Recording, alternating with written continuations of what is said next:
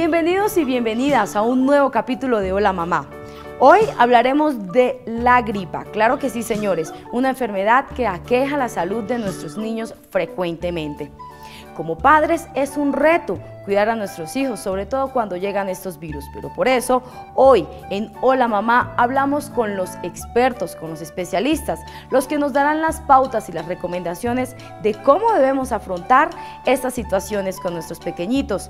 Nuestra compañera Viviana Niño y todo el equipo de Hola Mamá se trasladó al consultorio de la especialista Jessica Castillo, que nos cuenta cómo superar estas situaciones. No se despegue.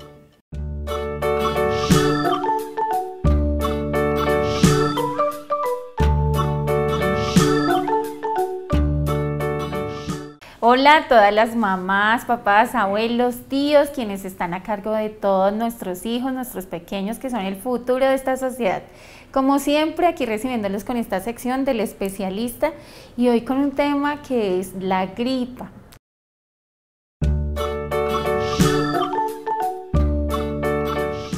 La gripa siempre está molestándonos en diferentes temporadas del año y no nos avisa, así que ustedes sabían que si no cuidamos nuestra gripa podemos recibir una neumonía o un problema pulmonar más serio.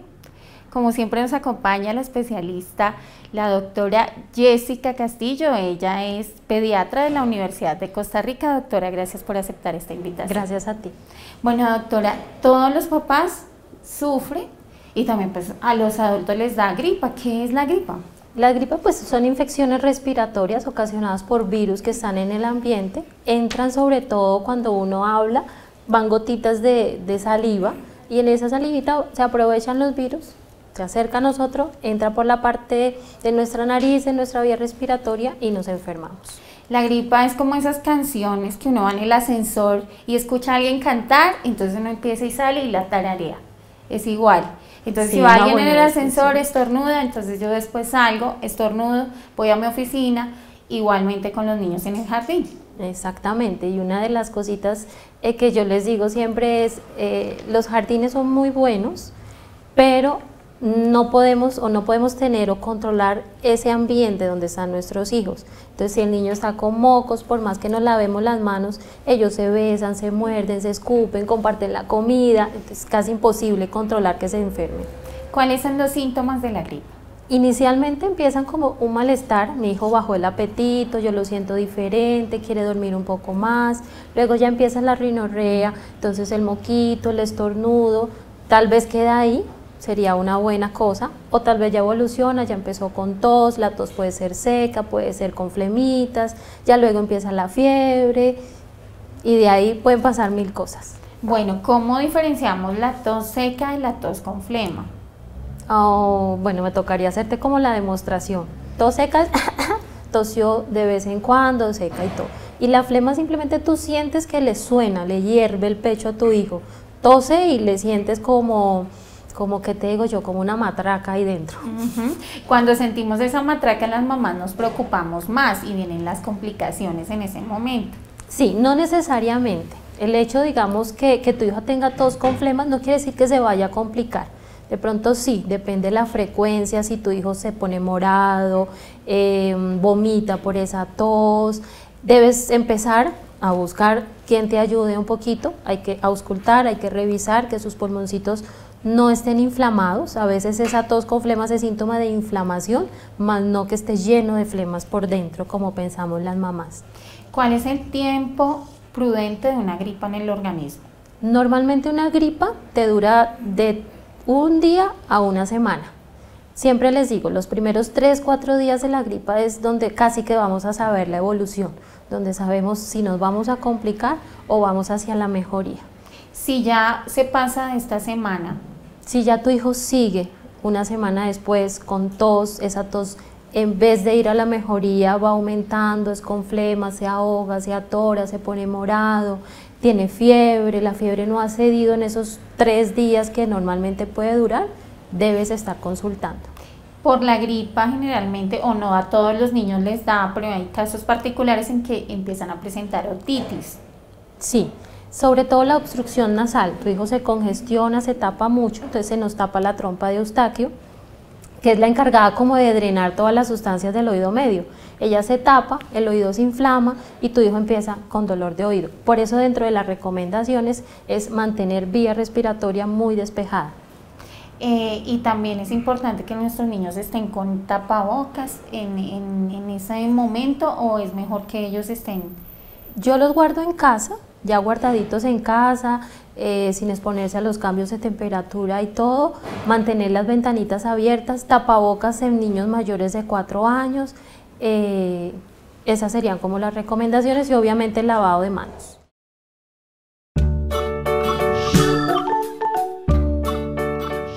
Muchas mamás, cuando ellos tienen esta obstrucción nasal, tienden a aplicar a sus hijos Bupaporut.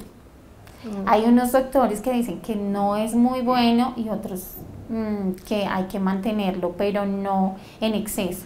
Sí, es como un remedio de abuelitas de hace muchos años que frotan y todo, no es una medida adecuada.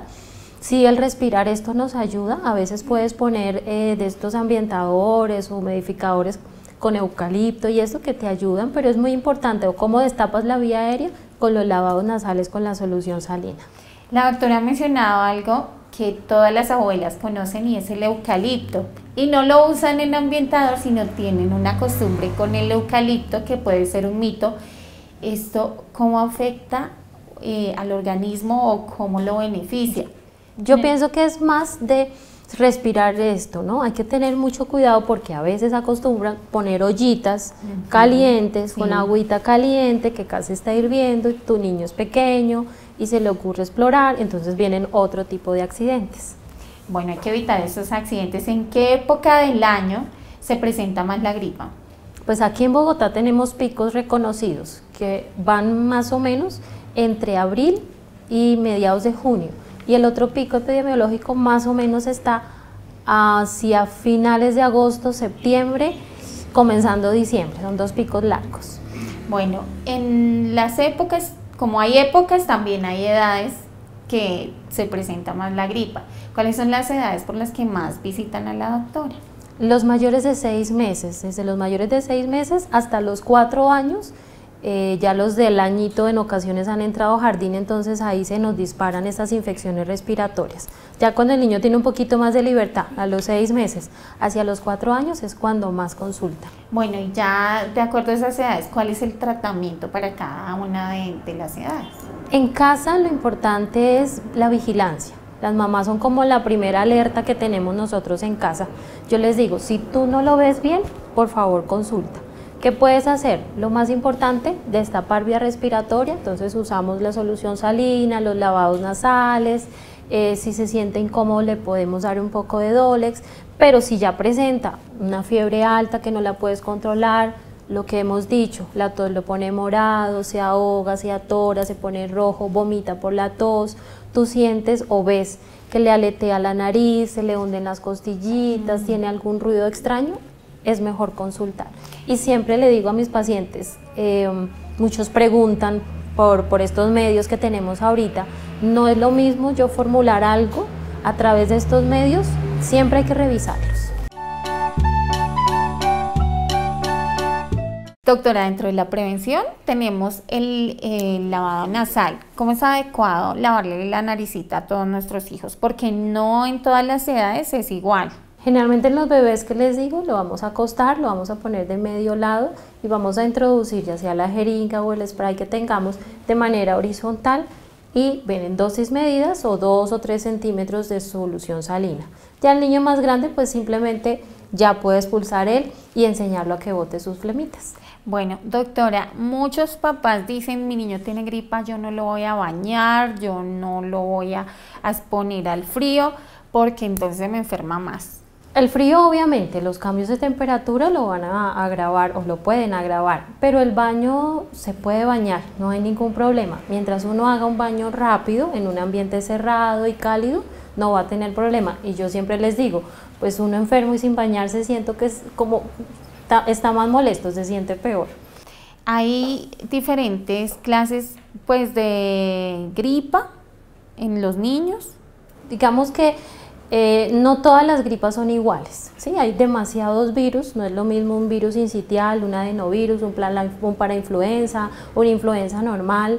Hay muchos virus que te pueden ocasionar estas infecciones respiratorias, así como pueden empezar simple, pasar, evolucionar normal. Nos puede dar una bronquiolitis, nos puede dar una otitis, nos puede dar una neumonía, nos puede dar un estridor, un croup, o sea, son muchas cosas. Hay papás que tienden a medicar sus niños con antibiótico en casa. Sí. El antibiótico siempre debe ser formulado por el médico y las gripas no se manejan con antibióticos. Es verdad, es un mito de las mamitas que generalmente a los niños les dan loratadina para evacuar las congestiones respiratorias que tienen y nasales, pero las mamitas, algunas dicen que la loratadina tiende a darle taticardia a los niños. Los antihistamínicos, dentro de eso, la loratadina sí tienen algunos efectos secundarios, algunos taquicardia, algunos son sedantes, entonces uno le da los medicamentos y el niño durmió más de lo usual. Es controversial el uso de los antihistamínicos ante infecciones respiratorias. Algunos simplemente recomiendan lavados nasales, el malestar manejarlo con su analgésico y mucho líquido.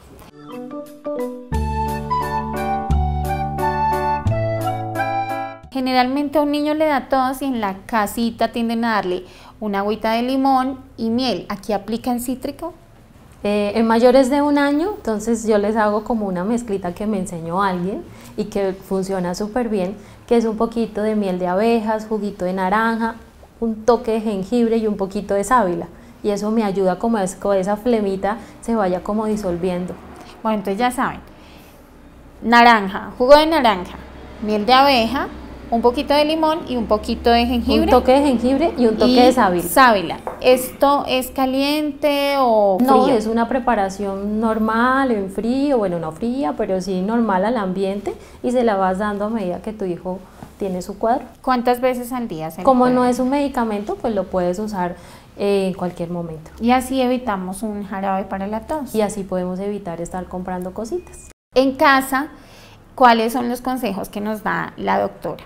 Mantenerlo hidratado, despejar vía aérea con sus lavados nasales y mantener en un ambiente neutro, digámoslo así, lavado de manos, ventanas abiertas, manejar analgésicos si lo sientes muy molesto, básicamente eso, y la vigilancia. Bueno, pues ustedes ya lo saben en casa, muchos cuidados con nuestros hijos, cuidado con el ambiente, cuidado cómo los vamos a cambiar de una temperatura a otra, porque esto también puede generar una congestión nasal y pues también pulmonar en nuestros hijos. Doctora, gracias por aceptar esta invitación. Un último consejito para despedirnos. Siempre que tu hijo tenga gripa, consulta a tu médico, empieza tu tratamiento básico en casa, está pendiente de la fiebre, del grado de temperatura que tiene y vigila mucho los signos de dificultad respiratoria.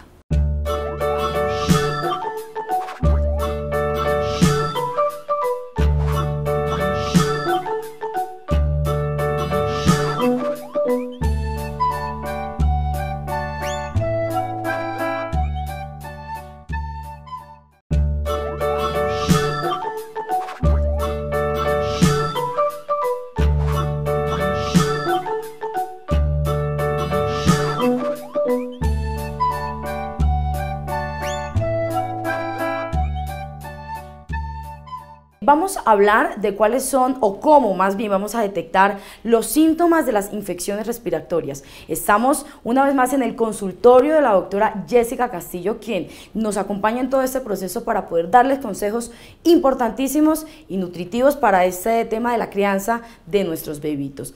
Doctora, estamos hablando de la gripa, de las infecciones respiratorias. ¿Cómo nosotros podemos puntualmente descubrir o notar, percibir esta enfermedad de nuestros niños? Sí, por ejemplo, tu niño entonces está ojeroso, tiene los ojos llorosos, le escurren moquitos, obviamente tiene tos, ya cuando presentan dificultad respiratoria entonces les empieza a aletear la nariz de un lado hacia otro, uno les nota un huequito acá que se les hunde. Cuando podemos ver costillitas se les hunden mucho las costillitas. ¿Qué pasa cuando el niño, cuando el niño es delgadito y es bien pegadito pues digamos lo podemos percibir fácilmente. No necesariamente. Cuando un niño tiene tiraje, se llama eso, así sea gordito o flaquito, uno le nota cómo se le hunden y se le dibujan completamente, es decir, las costillas. Es evidente. Es evidente para nosotros, no, a veces no tan evidente para los papás, pero a nosotros al examinarlo sí es evidente. Para los doctores, ya para los especialistas. Sí, exacto. Ok, y digamos, las mamás normalmente conocemos a detalle el cuerpo de nuestros niños. Podemos, digamos, si yo presiento que mi bebé está un poquito avanzadito con la gripa, puedo tocarlo y sentirle allí. 100%, o sea, la mamá es el primer radar que tenemos en casa. Si tú ves mal a tu hijo es porque de verdad está mal. No siempre al tocarlo tú puedes detectar que hay algo en el pechito, porque si ella está congestionada de la nariz, estos ruidos de arriba se te pueden transmitir abajo y no necesariamente va a tener algo en los pulmones. Hablemos de los colores, ¿cambian? Sí, claro, entonces el niño se pone morado, cianótico se llama eso, entonces te pueden poner moradito todo alrededor de esta boquita, como te digo, lo de las ojeras, el niño decaído. En las cuencas de los ojos es lo más común que se presente. Sí, exacto, las personas dicen, no, es que tiene mucha ojera, yo lo veo súper mal. Sí, probablemente sí. Muy bien, doctora, y entonces pasa esta situación, la traemos a la consulta. Sí. Pues recomendadísimo traerle al consultorio a la doctora Jessica Castillo, sino pues al más cercano. ¿Qué pasa en la consulta?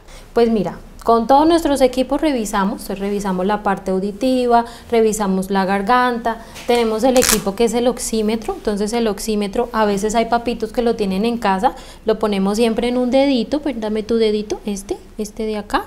Y el oxígeno nos ayuda mucho, si lo sabemos usar, lo dejamos un tiempo prolongado, tiempo prolongado son 10 minutos más o menos, él nos va a marcar mucho saturación de oxígeno y la frecuencia cardíaca de tu bebé. O sea, esto nos sirve es para saber cómo están ellos. Para saber cómo está por dentro, digámoslo así. Si está muy malito, el oxígeno de la sangre se va a bajar. Entonces es una de las cositas que hacemos acá en el consultorio. Tú mencionabas, algunos papitos lo tienen. Sí. Entonces mencionémosles cuáles son más o menos los parámetros para que no se preocupen o para que ya se alejen. O para que lo usen bien. En niños más pequeños es un poco más difícil, pero uno lo pone en el dedito y él va sensando, va saliendo como una onda, esa onda debe ser pareja. Te digo que 10 minutos por lo menos porque a veces se interrumpe la señal y si acá nos marca 70 que es el oxígeno, el papá se alarma. Entonces tenemos que tener una frecuencia del corazón constante para que este valor de acá sea exacto. ¿Cuál es el valor para no alarmarnos? Por encima de 90, es un valor normal. Normal. De oxígeno. Debajo de 90, alarmémonos y lo traemos. Exactamente. ¿A cuánta? Es decir, yo como mamita le hice la revisión de mi hija, está en 80, espero unas 3 horitas, vuelvo y la reviso. No. Si tienes una medida confiable, la hiciste bien y está en 80, de una. A urgencias. Ok, o sea, no hay una segunda oportunidad. No hay una segunda oportunidad. Listo, perfecto, doctora. Pues estas son las recomendaciones que nos entrega Jessica Castillo en su consultorio. Muchísimas gracias.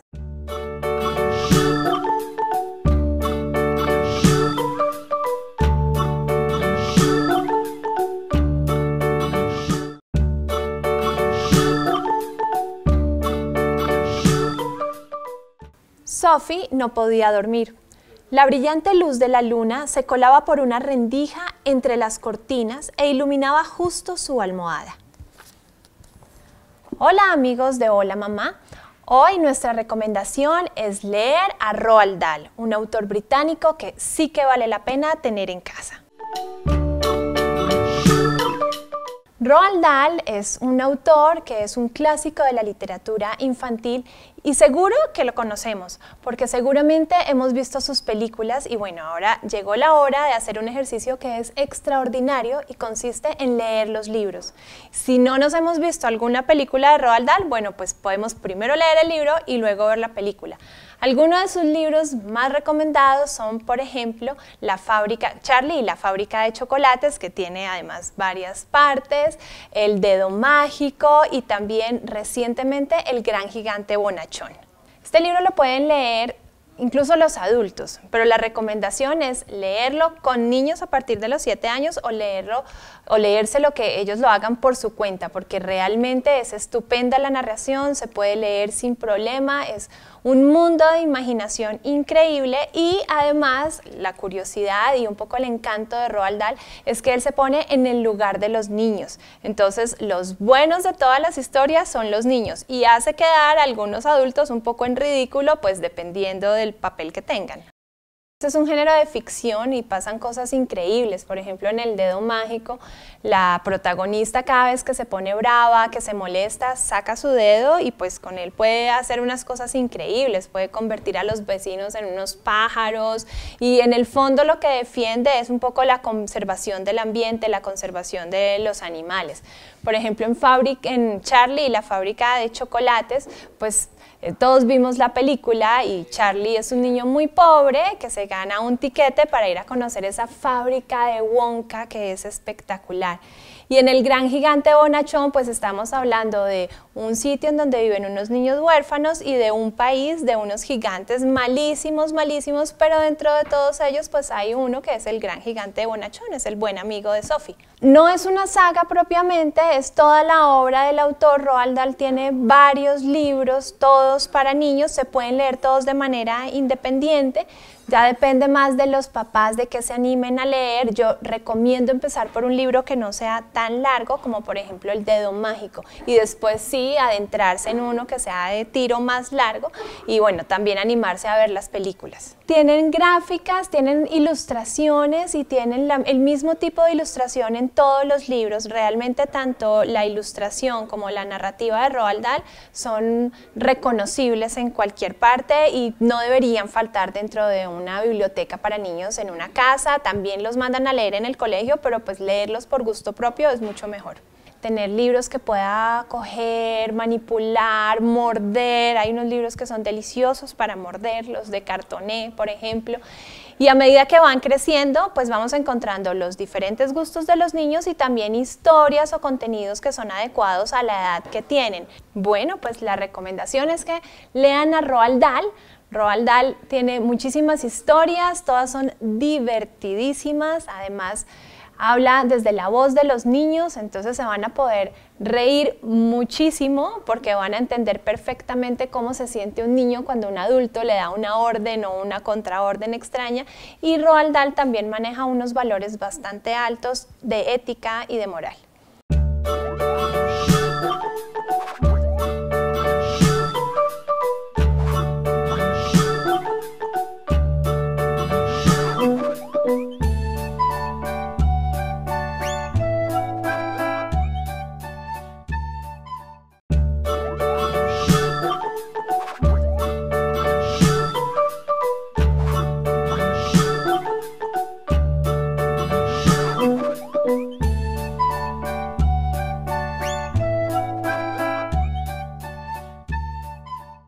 Hola mamá, ¿sabías que la adicción al internet es un problema de rebeldía?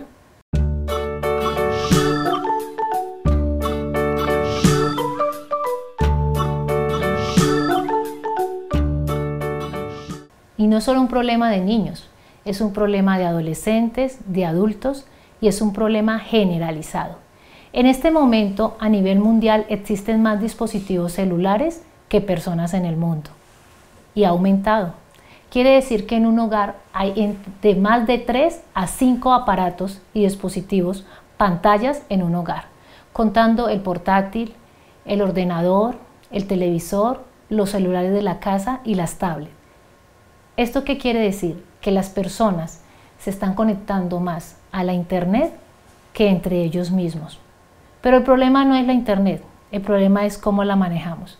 Porque la internet es un terreno fértil para las buenas y las malas iniciativas. En este momento a las personas se les dificulta muchísimo controlar el uso de la internet. Piensa si nosotros como adultos a veces nos cuesta soltar el celular, cuando nacimos en una época donde esto no existía y no es parte de nuestra historia de vida. Ahora piensa en los niños y en los jóvenes de ahora, que desde que nacieron tienen pantallas a su disposición y que éstas han ido perfeccionándose y mejorando la calidad de sus servicios. Para ellos es más difícil que para nosotros. Porque nosotros aprendimos a ver televisión, a escuchar radio y sí, a hablar entre nosotros, a hacer cuentería, a hacer chistes, a mirarnos a la cara. Los niños de ahora no lo están haciendo. ¿Cuáles son las consecuencias negativas del uso excesivo del Internet? 1. El sedentarismo. Los niños actualmente se les dificulta más pararse, moverse, no hacer cosas. Una simple instrucción como ve a la nevera y tráeme algo. Para el niño es muy caótico pararse, soltar la pantalla e ir a hacer una instrucción dentro de la misma casa. 2. La obesidad, que se desprende del sedentarismo. Para un niño de esta generación es más fácil estar sentado comiendo y mirando una pantalla que pararse e ir al parque, ir a la tienda o simplemente moverse dentro de la casa. Esto ha aumentado los niveles de obesidad y de problemas en la actividad de coordinación y movimiento. Las personas ya no hablan tanto y no miran a la cara. Quiere decir que se ha ido perdiendo el vínculo cara a cara. Los jóvenes no miran a la cara cuando hablan o muchas veces ni escuchan. No saludan, no sonríen, han perdido eventos tan simples como dar las gracias, decir por favor, buenos días, buenas tardes, espero que tengas un feliz día. ¿Por qué? Porque el uso excesivo de las pantallas ha hecho que las personas reduzcan sus vínculos sociales y su lenguaje, su habla, disminuya. Esto se debe al uso excesivo de la Internet. Existen muchos juegos en línea que en este momento son un temor para los padres. Juegos en línea que en realidad son retos suicidas como la ballena azul, el juego de la jarra atómica, los juegos suicidas, los juegos de la asfixia, los juegos de bullying, han hecho que los jóvenes pierdan un nivel de sensibilidad hacia la vida y piensan que muchas cosas que se hacen como un juego en realidad no van a tener una consecuencia negativa. Vuelvo y repito, la Internet es un terreno fértil para las buenas y las malas iniciativas. ¿Qué te parece si lo aprendemos a usar en casa? Y el ejemplo empieza en casa. Por ejemplo, cuando tu hijo te hable, suelta el celular. O no le digas, espera envío este mensaje, espera termino de contestar esta llamada. Simplemente las relaciones humanas deben estar por encima del uso de la tecnología. 2. Que tus hijos aprendan cosas tan simples como cuando alguien te está mirando, hay que mirarlo a los ojos. Hay que saludar al portero, al señor del taxi, al vigilante, al vecino. Siempre saludar y dar la cara y no dejar de insistir que tus hijos lo hagan y repetirlo hasta que lo hagan ellos mismos por iniciativa propia. ¿Qué quiere decir? Que tu hijo va a mejorar la calidad de sus relaciones sociales. 3. Que tu hijo aprenda a movilizarse más. Por ejemplo, ir a la ciclovía, ir caminando hasta el supermercado, dejar el teléfono en casa mientras vas a misa. Eso no debería pasar. No deberían timbrar los teléfonos en misa, por ejemplo, o en una cita médica. Hay veces que los podemos dejar y no pasa nada. Espero que estos consejos útiles te sirvan y ánimo, siempre se puede mejorar la calidad de las relaciones.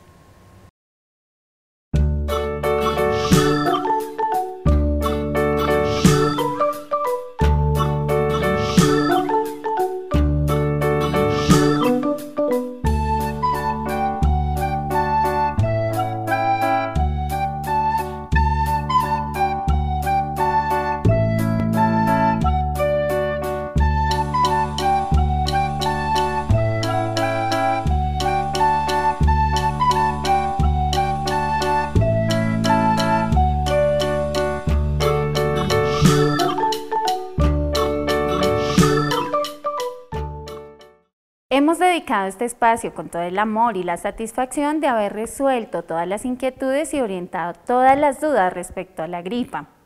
Nos hemos dedicado con especialistas y diferentes personas que nos han dado sus consejos y sus tips para todos los papitos que tienen estas dudas referente a una molestia que es normal, pero a la vez puede tener consecuencias.